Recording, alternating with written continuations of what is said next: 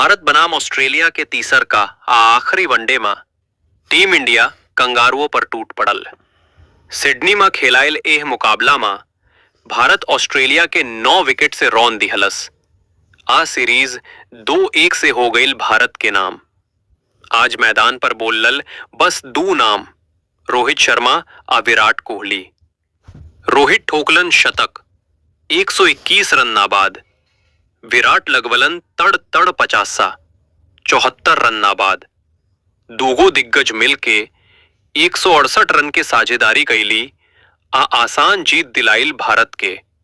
Australia पहले बल्लेबाजी में 236 रन पर सिमट गईल। भारत खातिर हर्षित राणा चमकलन 4 विकेट लेके।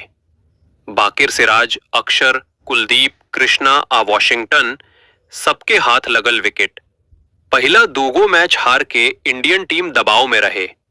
बाकिर आज हिटमैन आ किंग कोहली दुनिया के दिखा दिहलन की उम्र बस नंबर होला। दम आजो लाजवाब बा। टीम इंडिया सीरीज के शानदार अंदाज में कईल जीत।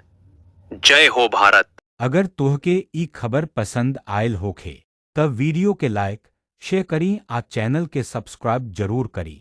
हमनी से जुड़ल रही अब भोजपुरी स्पोर्ट्स शो, जहां क्रिकेट बोलेला आपन भाषा में। हमरा चैनल के नाम बा @cricket20।